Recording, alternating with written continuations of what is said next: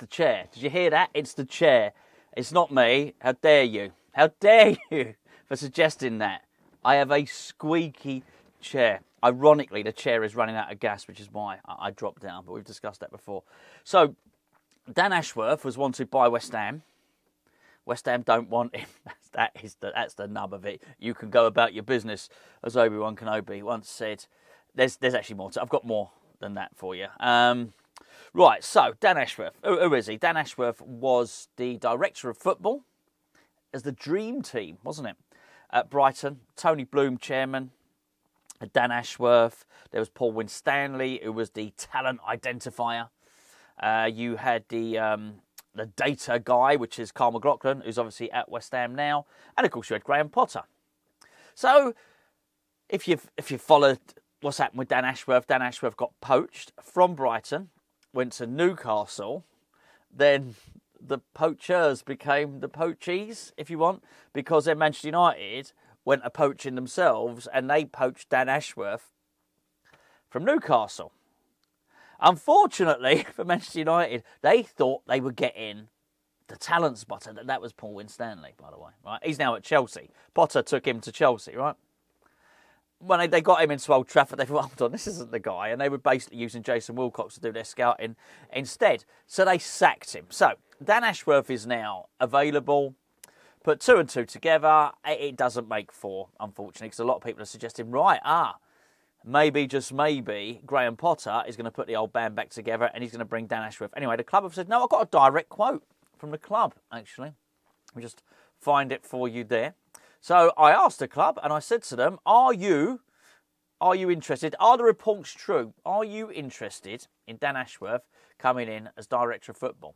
And here's what I was told. At the moment, we are a very happy ship. Why rock the boat? To stay on the nautical maritime theme, we're a very happy ship. Why rock the boat? Why indeed? Something else was added in there, and that was that we're going to be sailing quite close to breaking financial fair play rules. And while we're absolutely skin, that's probably an additional overhead that we could do without. Now, look, the happy ship is good. Happy ship, very, very good. But it plays into something else, and it is the dynamic with Graham Potter at the club at the moment. In terms of the overheads, I guess Dan Ashworth don't come cheap, right? I don't know how much these people cost. I'm guessing it's what do you reckon? A couple of £1 million each year for a director of football? Was that too little? Was that too much? Can't be too much. I imagine someone of that man's high esteem.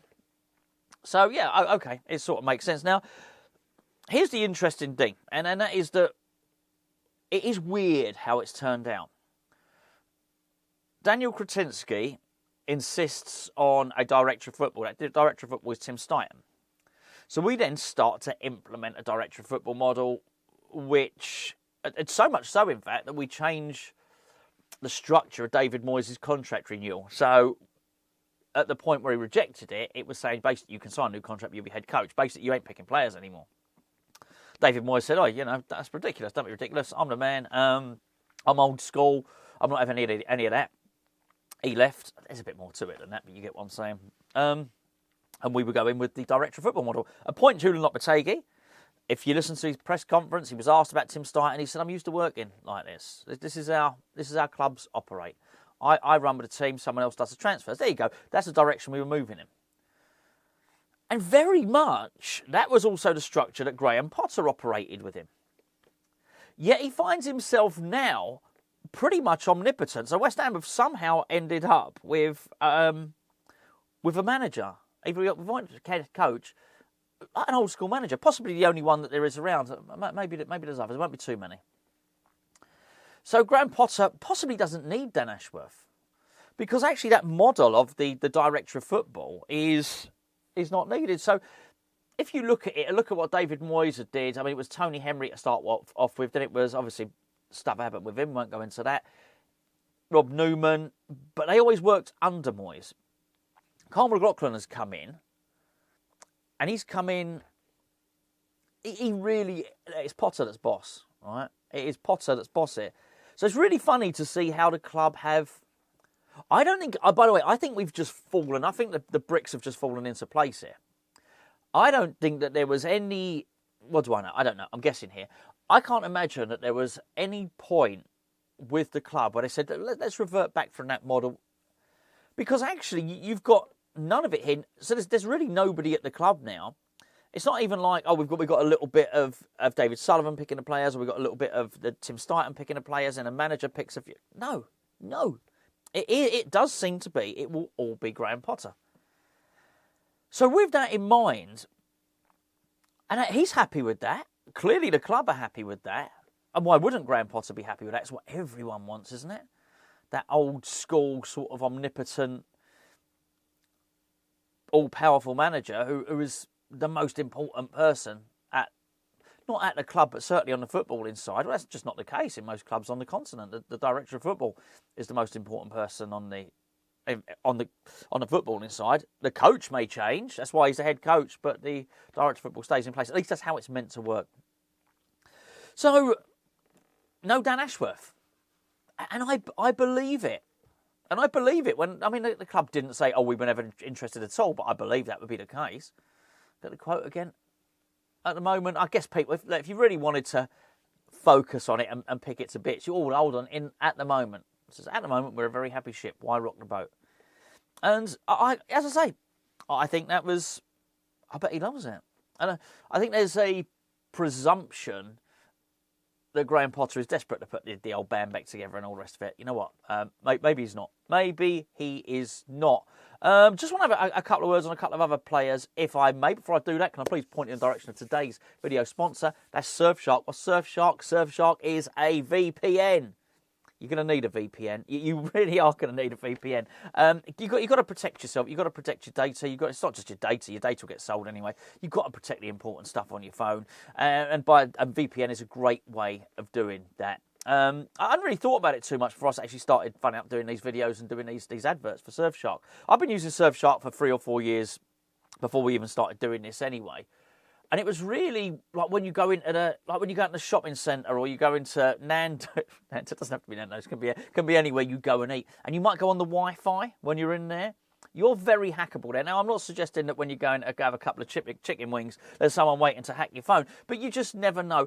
And these days, when all your passwords are on your phone, more importantly, your internet banking is done on your phone, you do not need people getting your details. You really, really don't. You don't want people getting your identity and all that type of stuff. Just safeguard yourself. Get yourself a VPN. Even if you don't use the Surfshark one, get yourself a VPN. You might want to use the Surfshark, though, because we've got a good deal for you, which is basically 4 months free. Not only that, we've got a 30-day money-back guarantee. Just got to use basically the promo code, which is HammersChat, all one word, or click the link below, which will take you to surfshark.com/HammersChat. Take advantage of that deal. Works on all your devices. Don't have to get one payment plan for each device. You just get one, and you can do your laptop, your phone, your TV, your Fire Stick box thing, or whatever the case may be. Get it on all your devices. I've got it on. I haven't got it on this. I'm recording to a camera now. But behind this camera is a computer, and it's certainly on there, and it's on my laptop as well, and on my TV, and on my phone. There you go. Anyway, just want a little chat with. I want to have a little chat with Lucas Paqueta about Lucas Paqueta. I can't help but think this is a really odd situation that he's in. To hear that, first of all, let's get this right. He is, I don't know if he's suing or not, but he is holding the FA to account for them leaking information, all right? And he's been saying, hold on, stuff's been getting out to the public domain that really should stay private here. It's particularly about them asking to see his phone again. It would appear that someone somewhere has leaked the information that the FA asked for his phone, and Paqueta saying, well, it weren't me, so it's got to be you guys. I think that's what's happening, at least. All I would say is, so sort of like 3 days ago, Sky started making a big fuss, and basically it had been announced when the hearing would be, how long the hearing would take, and when the hearing would end. I told you all that stuff last week, right? And it's not about if I told you first or anything like that. But if I knew last week, then doesn't that prove Paqueta's point? I mean, go and check on the videos on this channel. All that stuff that Sky said this week, I said last week. All right? Well, that shows surely the information is leaking out of there anyway. I tell you what I find weird. You know, like you get the whole thing with like the legal system, which is you're innocent until proven guilty. Now, we've done the whole that this is not the beyond reasonable doubt. This is on the basis of probability, and we've done the nuanced differences between the two on that.